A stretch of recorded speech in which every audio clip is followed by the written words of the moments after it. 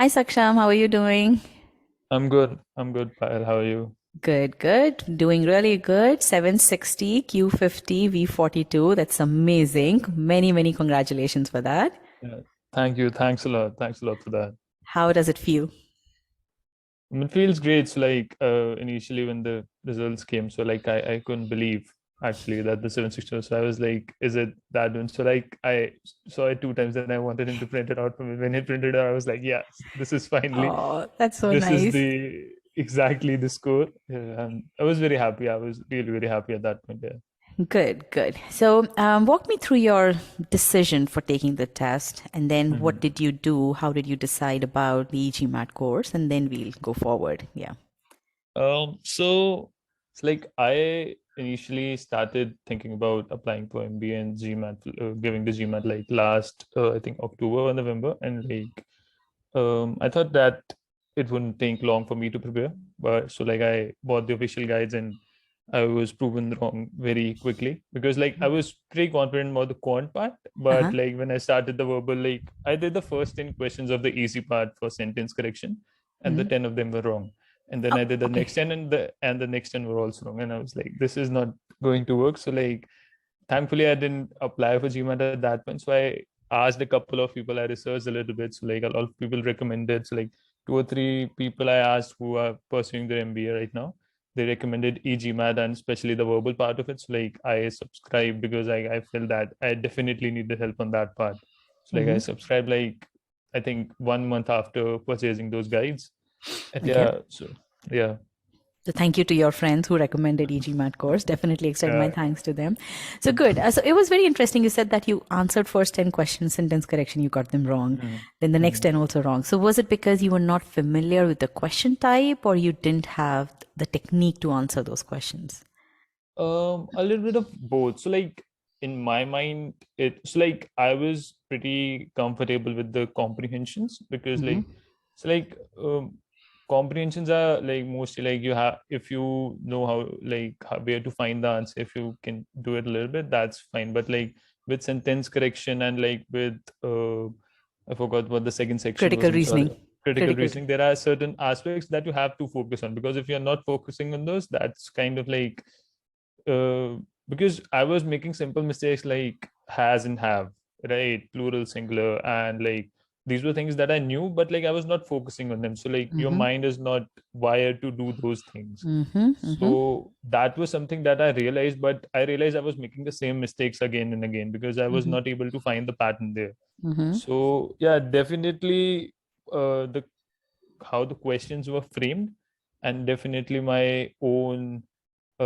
confidence, overconfidence in my abilities, I would say, played a huge Okay. part in me attempting those questions, and like I got them wrong pretty quickly. Okay. Yeah.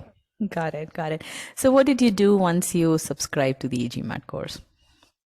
So I first went through the tutorials and everything because like when I logged into the panel, I was first like because there is a lot of things that are going on in the panel, right? It's like there were mocks and there were everything. There was all those things that I didn't know how to pursue. So, like definitely, I looked at the tutorial first because I felt like um, if someone has made this entire thing and like they would definitely know what they're doing. So like I started going through the tutorials and like they said that go step by step Mm-hmm.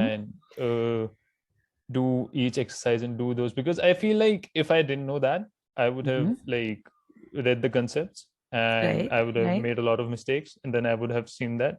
So like Uh-huh. seeing the tutorial beforehand kind of helped me a lot, Right. Right. and then I kind of So went you're step by talking step. about the getting started or your Yeah, GMAT roadmap course here. That's what you're yeah, talking about, right? yeah, yeah, Okay, yeah. good. So that is a very good thing that you did, and a lot of students do that. They go through the how to use the GMAT platform, right? So you technically went through that how to guide, and then Mhm. you started preparing, and that's a very right thing to do. Okay, then Mm. tell me about your sentence correction preparation. You first went through the Master Comprehension course, right? So Yeah. what did that do to you, that master comprehension course? The master comprehension course was kind of so like I would say that I knew a lot of it, but like Mhm. there were certain things that I didn't know to focus on. So I Yes. don't.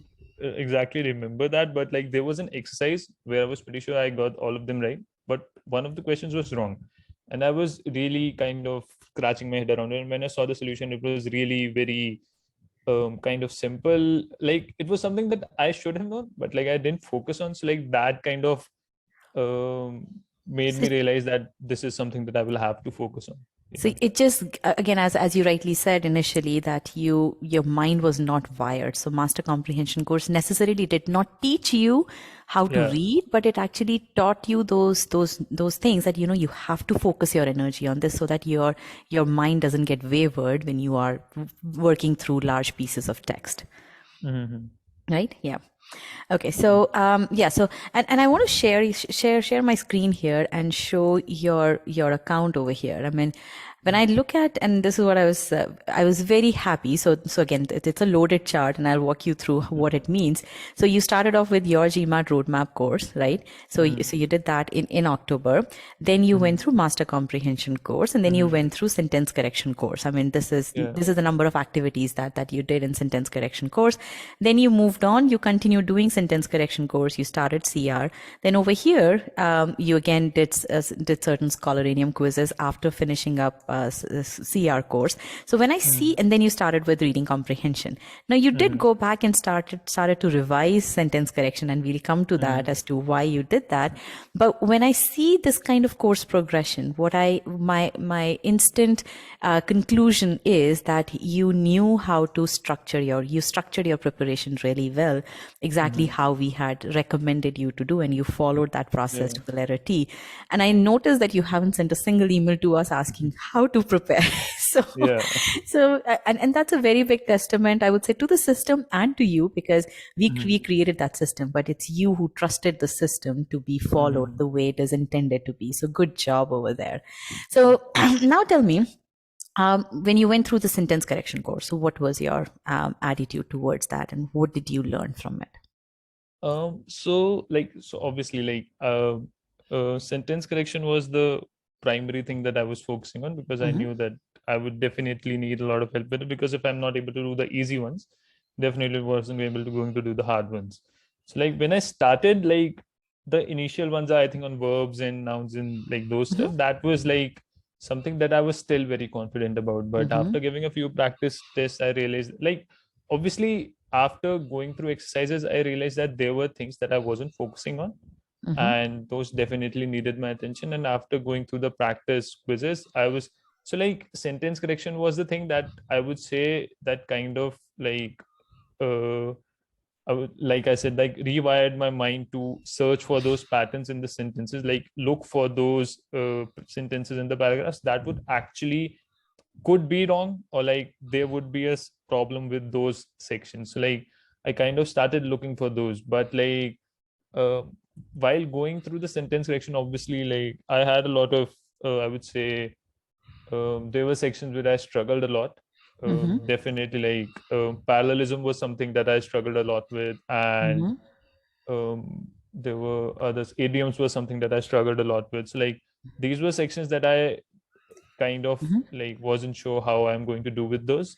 Mm-hmm. And yeah, comparison, parallelism, both of them. Like I okay, so Right. this 100% and 93% that you're seeing is like after 3 4 5 tries. The first And try was like 50% or something like that. the good thing over here is you never gave up. I can see that. I Yeah. mean, you didn't have to tell me that the 73% was after multiple attempts. I can see that, you spend more time on it. You did Yeah. not give up. That is a main thing. And that is a very good thing that you did, which is Mm-hmm. again reflected when I see your cementing scores, and we'll Mm-hmm. get to that. Okay. So tell me about the process over here, the process that you learned in these application files. So you learned the concepts, that goes without saying, right? But what about the process as to how is it that you should be approaching sentence correction questions? I would say so. Like so there was a preconceived notion in my head of how I would be going about those questions, which was kind of similar to yours, but not entirely, because like I knew that I had to read the sentence and break it down, but I didn't know how to break it down. So like once I Mm-hmm. started going through those, so like in the course there are examples, right, with the sentences that you teach, that this is the sentence, this is the answer, and why this is the answer. So like that was the main part that helped me a lot, because Mm-hmm. after learning the concepts, you have to apply those. But I wasn't, in some cases, like you are very unsure about the answer, right? You are saying like my answer is obviously correct, but this is saying something else. So once you go through that step by step process, I realized that I made a I made an error while breaking the sentence, or I made the error while Mm-hmm. reading the sentence, or I had a preconceived notion that like I pre I had pre-thought of a sentence. Like in, I would say, reasoning, critical reasoning, they were like I had preconceived a thought while Mm-hmm. reading the first sentence of the paragraph, and like I went with that, and that was completely wrong. And obviously there was an option for that. So like that kind of helped me. So like that part, like applications, I think they were said that application one, application two. So Mm-hmm. like those helped me a lot with like figuring out like how to exactly approach the answer and how to get to the answer finally, so that I can at least have a idea of like, even if I'm wrong, I would know why I am wrong, because that was, Got I it. think, a major part for me, because I wasn't even sure why I'm wrong. So Mm. like knowing why you're wrong is something that you can work on, right? It's like that's something that Exactly. helped me a lot. Yeah. Very well said, Saksham. So essentially, you learned the concepts. And as you said, learning concepts is just one part of the equation, right? It's how Mm, do you apply that? So you made those mistakes and you wanted to learn from those mistakes so that in the exam environment, you don't end up making those mistakes. And that's what you mm, learned from the mistakes that you were making. And you were very cautious about that. Okay. You went to the bottom of it. Okay. Why am I making those mistakes? And you then improved upon those. So that's really, really good. And that's mm. evident, and that is why I think you went back and you did the SC course as well, right? Yeah, And yeah. which again I'm going to show your cementing results after you reattempted the SC course, and Yeah. we'll look at that. So for CR also you mentioned that you had those preconceived notions. So Mhm. tell me about the pre-thinking process for CR. Mhm. How did that help you? So like obviously, while when you read a paragraph, you obviously have some kind of like thought process going on in your mind that this is where the author is going on, this is where the author is going. I think the problem with, I think, most people, I think with me, was certainly that while reading a paragraph, you form an opinion in your head. You don't want to move from that opinion. You're not really objective with that. So Mm, like when I started with the pre-thinking process, it was mostly about going with an open mind mm, and trying to find out what the author is saying rather than what you think the author is saying. You have to try mm, to find out what they think is going to be the conclusion, or the anything that is happening with the sentence. It cannot be that what you think is the conclusion, because sometimes what you thought is the conclusion is not even in the paragraph, but you are saying mm, it's the conclusion. So mm-hmm. like that was something that really kind of stuck with me. So like when I read the paragraph, I tried to figure out what they meant. Yeah. That's very interesting because I've not heard this before, or not from very many students. But you bring up a very interesting perspective. What you're saying is that you took the place of the author, and Mhm. you started to construct the argument in your head using Mhm. your preconceived notions, and that got in the way of you being objective about what the author is saying. So what Mhm. really needs to happen over here is that you take a step back and you're just the audience and you're Mhm. receiving what the author is saying, and then only then you can objectively think about. And at the risk of being so I want to draw a parallel to meditation again, as you were saying, that's the Mhm. thought that came to my head, that when you meditate, that's what they say, right? You come outside and then you Yeah. picture those thoughts. So Mhm. interesting, very interesting thought. So good. So pre-thinking helped you evaluate objectively evaluate what the author was saying, and then you were able to evaluate those answer choices and select the correct one. Good. How about reading comprehension? How was that? So like I think reading comprehension was the one, like when I even tried with the guide, I was quite I would say like comfortable with. Yeah. Definitely, that was one of the things that, like, because I would say that it is something that we have done in school, kind of like Right. 11, 12. You have done some reading comprehension. Obviously, they are not of this level, but Right. like still, you get a gist of how they're working. Obviously, the medium and hard reading comprehension are something that you kind of have to like really focus on. Hmm. So like Yeah. so in the reading comprehension part, the I think the best thing was, I wanted to attempt as many questions as possible. So like because I knew that like easy was something that I was quite okay with, but medium and hard, I knew that I would kind of like definitely have more wrong than right. So like that was one of the things that I was interested in the concepts, but I was more interested in doing the practice quizzes because I wanted to know like where I would make the mistakes, because I was kind of able to follow it uh, previously as well. So like I wanted to know what mistakes I was making. So most of the mistakes were like the same, understanding the passage, because like you are making making a doing an understanding on your own thought process, but not what the author is saying or what the question is trying to ask. Like the question would be trying to ask what is wrong with the passage, kind of like. So you are making your own assumptions and then you are putting them in the option. And definitely there is an option with your assumption there.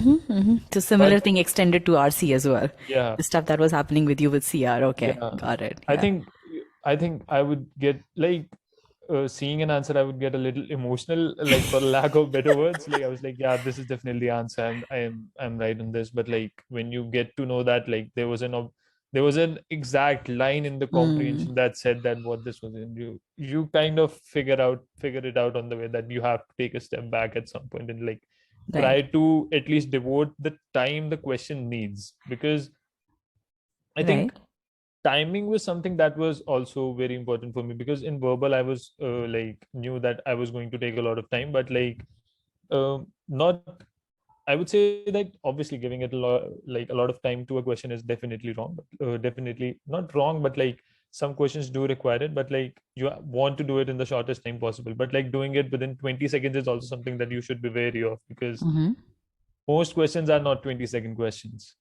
Like if you have like a GMAT, since it's an adaptive test, if you have done 5 right questions, the sixth question is not a 20-second question, definitely not. Absolutely So if not. you are doing it in 20 seconds, there might be something that you're missing. So I kind of figured it out quite later, Right. but like definitely. Okay. Yeah. Okay.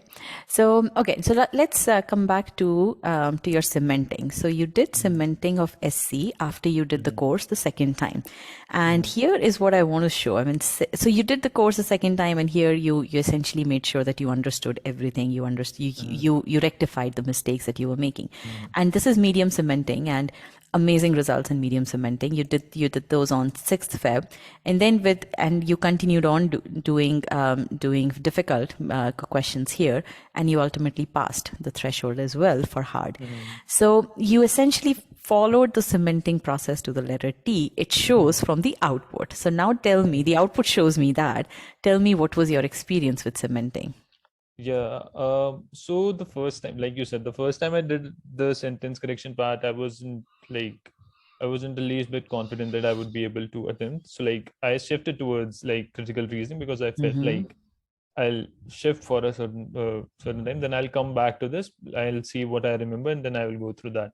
The second time I came back, I did all the practice quizzes in the thing, and I was kind of confident. But like you said, like when you start doing the questions, right? So within the practice quiz, you at least know that this is the verb part. This is for parallelism. You But have like some when the context. questions, yeah, but once the questions come, you don't know if it's for parallelism, and you see an and you're like, it's parallelism or comparison or something like that, and you're like, is it parallelism, is it not parallelism, is the noun wrong, is the verb form wrong?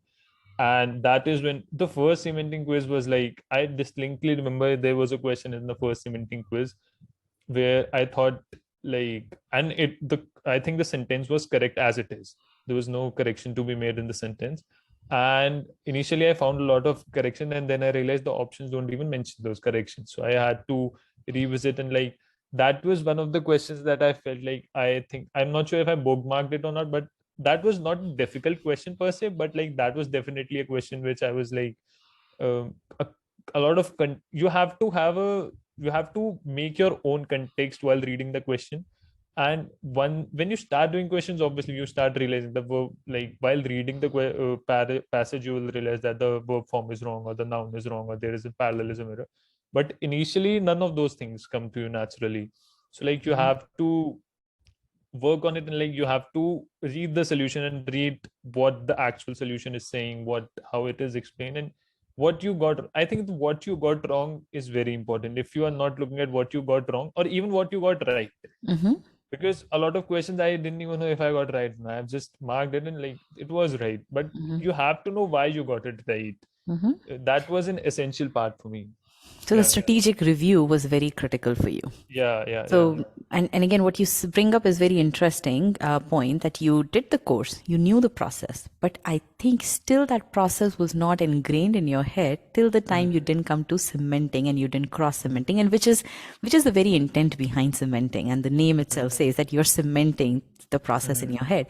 And the first quiz that you took and the question that you mentioned, thank you for mentioning that, that question exposed the lack of cementing in your head, right? Wherein everything was getting jumbled up, right? And now, even though you had done the application files, you knew the process, but still you were not there wherein you could apply the process without having any context of what errors there are.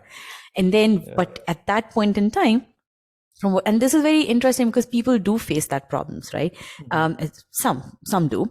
And here what you did was you didn't lose trust in the process. That is a very big testament, because a lot of people at this point think, oh, the process is not working, let me go and find something else, right? But the point is that you didn't lose trust in the process. You made sure that you understood where is it that you're making mistakes, right? Is it that you didn't break the sentence down correctly? Is it that you didn't understand everything in the sentence correctly? Or is it that you didn't even try to understand and you started pre-thinking that, okay, is it a verb error or is it a parallelism error? And that was a very, very important thing. And that shows in your results. Within 2 days, within I think 1 day, you went from not being able to apply the process consistently to acing hard cementing, right? And that really shows the level of diligence that you have displayed and the level of confidence that you had in your abilities and in the process. So good job on that. I mean, that's definitely amazing. I mean, you may not think too much of it, but dealing with students on a day-to-day basis, knowing their pain points, I'm telling you, this is a very important thing. And students watching this interview will take that away. I hope that they take that away from this, that, persevere through it. I think that's what it is. And you're able to persevere through it only if you trust the process and trust your abilities in the process, right?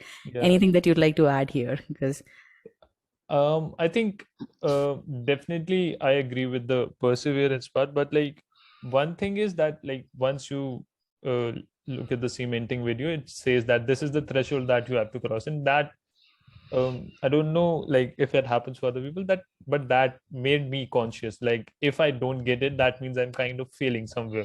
So like you obviously a little bit of like fear of failure has to be there, but like absolutely. you can't be afraid of that, right?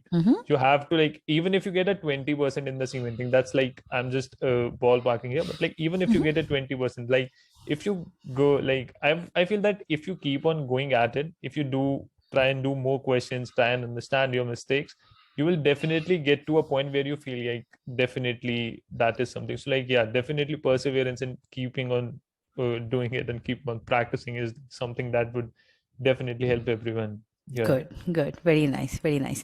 All right. So, SC done. CR also, CR you cemented when you did the course the first time, right? So, and you didn't have very many problems with CR as such, right? Yeah. And same is the case with RC also. Okay. So tell me about your test readiness. How did you go about doing that? Because I see that you took quite a few, and I'm looking at my other screen here that I'll share. You took quite a few mixed quizzes. So tell me your approach towards test readiness. So okay, so the first thing that kind of I knew was that so like just like the applications part, because in applications you know that there are only verbs questions. In the SC quiz you definitely know there are only sentence correction questions, and like once you get a mixed bag of questions, it kind of becomes a little difficult for you to differentiate between things, because you have to take your mind off the previous question, go to the next question.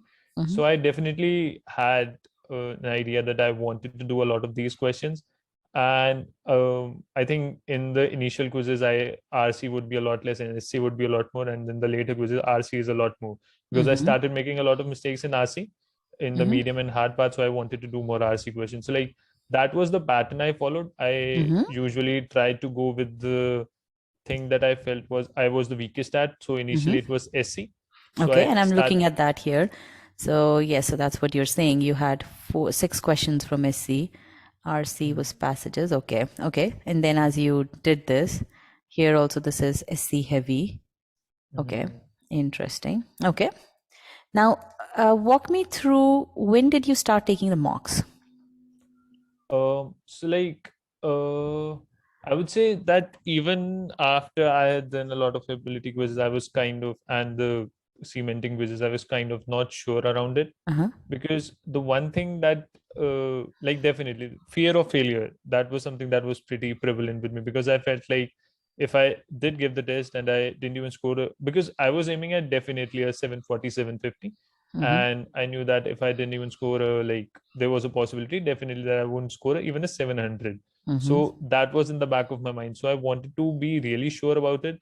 So once I started giving mocks, so like the first mocks, like you said, like it was 740, that gave me a huge boost. But the mocks Mm-hmm. after that were not like that good. So I also gave I think the official mocks I also gave. So like that were a little bit like I scored a little bit better on those, but like I would say the mocks kind of came in for me before even the mocks I start. Oh, so like I think after one of the mocks, I'm not sure, I gave the quant section as well, because I one of the mocks I performed very poorly in quant, Mm-hmm. because uh,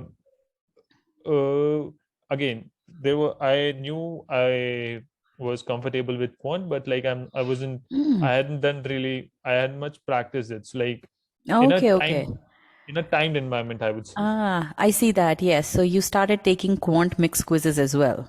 Yeah, Ah, that's interesting. Okay. Because you didn't score well in the mock. Okay. yeah. Interesting. So how So was this experience, doing, because you didn't do quant from our platform because you already mhm. were pretty solid with quant. So what did you think about doing these mix quizzes in quant? I would say that the one thing that I struggled with was timing, Mm-hmm. because like doing, I think, I don't remember, I think 36 questions in 60 minutes. I Mm-hmm. usually aim for 30 questions in 50 minutes, or like Mm-hmm. 36 questions in 60 minutes, something like that. Was like you get stuck on a question, it takes 5 minutes, and then the entire test Mm-hmm. goes. So like a lot of the quizzes in my mock, I actually wasn't able to attempt two of the questions. So like I was on the second last question, but I wasn't able to solve it, and the time ended. So even when I started doing the quizzes, it happened a couple of times that Mm-hmm. like I'm giving the test, but like I'm not able to Mm-hmm. finish it in time. So Mm-hmm. that was something that was a big deal for me, because I uh, see this. I mean, so I see that you were scoring good. I mean, for Q50 in our mocks, and I would say our mocks are teeny bit more difficult than yeah, GMAT than the official mocks. So you were doing very well here. So despite that, you actually went and took mixed quizzes because you wanted to make sure that your timing is on par, right? yeah. So the first mock, if you see it, that's like First, 48. Yeah. So after that that you started. Okay, was okay, yeah. got it, So got I it. think this between 18th and between the first two mocks, I think I did two of the quizzes Hmm. to get an idea of my timing, kind of like, Okay, let's take a look and at then that. Yes. yeah. Um, Okay, yeah. I think maybe after that, maybe yeah, yeah. maybe after that, I'm Okay. not sure. But then you made it a practice. So whatever you were doing in verbal, you wanted to Mhm. replicate on quant as well. That's what you were Yeah, doing, right? Okay. yeah. Okay. So the mixed quizzes helped you with the timing aspect. So how, in what way? Were you skipping questions that were difficult, or was it Mm, just helping you switch from one question to another? I think the major part of it was like, um, if you're not able to do a question in 2 minutes, like definitely leave it at that point and come to it afterwards, because I think how the test plays is 65 minutes, 36 questions. You don't even have, or like 30 questions, 60 minutes. You have 2 minutes exactly. So you can spend up to 3 minutes, but it's like I would spend 3 minutes on a question if I'm pretty sure at the second minute, like Hmm. I'm kind of able to solve it in the next minute. But if I don't even have a clue, I would definitely Right. uh, leave it at the 1.5 minute and like move on and like mark randomly what I felt was the most appropriate at that point. Yeah. Got it. So with these mixed quizzes, what you were doing is you were trying to Mhm. hone in that skill as to when Mhm. to assess your assessment skills, whether you should Mhm. continue to invest time in that, or Mhm. whether you have given it your best shot and you're nowhere there. Let's just leave it and Mhm. then move on to the next question. So that is Mhm. what helped you consistently score Q50 in our mocks and then Mhm. replicate that performance on the Yeah. test. That's amazing. Brilliantly done. Good. And similar thing was going on with verbal as well. You were calibrating your mind to move from one question type to another, and obviously to do the same skipping strategy, right? So good, very nice. So Saksham, overall, I would say a brilliantly executed GMAT prep plan. Right. So Yeah, thank you. congratulations on that. I want to make sure, make sure that you implement the similar strategies in your MBA prep, right? Yeah. So yes, and good luck for that. I would say closing comments, if you were to think about suggest three things to the viewers of your interview, what would those three things be? To GMAT Regarding aspirants. GMAT which aspirants, yes. I would say definitely like patience and perseverance are going to play a big role in your preparation, because getting frustrated is like, especially I think especially for engineers, I would say, because I would say a lot of engineers are very confident in their ability to take exams.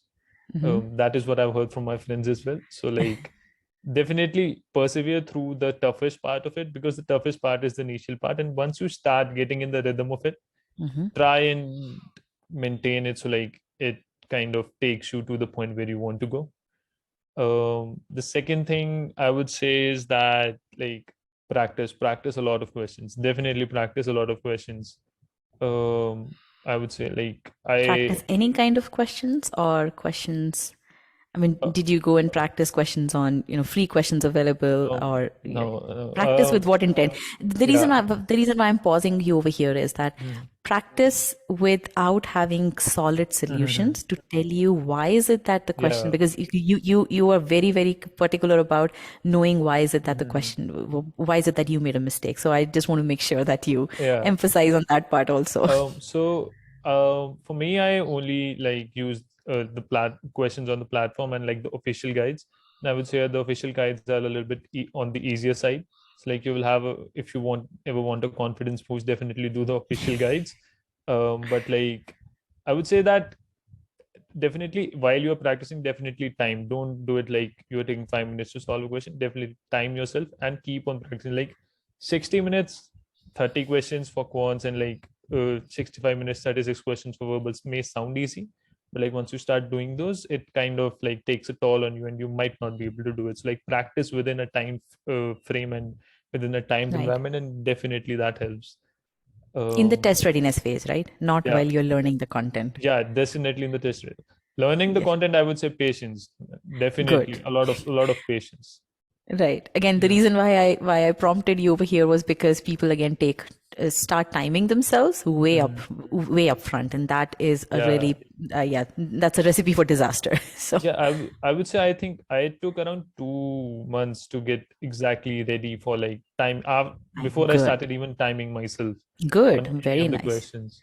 very nice. And I Okay. would say the third thing would be definitely apply for e-GMAT, or like ask for any help you at least require, because like a lot of people would require help with verbal and GMAT, and having done like the e-GMAT course, definitely I would say that it's really good. But I would say this to any aspirant: definitely take a um, coaching from somewhere like e-GMAT or like other coachings or like something like that. I'm saying of e-GMAT because like I did it from there, but like definitely do it from somewhere. If you feel stuck, don't be too proud about it, or don't be too stubborn about it that you can do it without it, because like I don't think it's that much of a point, because if you're going to give a GMAT, and like it's definitely an exam that will require you to prepare, and like if you don't know the basics, like you will struggle a lot. So definitely ask for help. Yeah. Right. And that's a very good point that, there is no pride in saying that, okay, I got to 760 without any help. There's no, Yeah. the AdCom is not going to ask you for that. Did you take help? It's not going to Definitely. take away from your 760 just because you took Yeah. help, right? It's actually going to Yeah. credit you for it because, you knew where you needed help, and that's the reason why Yeah. you did it. I mean, you don't take your 11 CCBSE exams without going through school curriculum, right? So so it's Yeah. similar to that. So good. Definitely. Very well said point. Yeah. So, all right. Very good, Saksham. Thank you so much. I wish you all the very best for your applications. Let's keep in touch. I have you on my LinkedIn. So keep me posted about how it's going. Would love Yeah, to hear about your progress. All right. Thank you definitely. very much, Saksham. Thank you, Congratulations once Payal. again. Thank you. Thanks a lot, Payal. Have a great day. You Bye. too. Good night.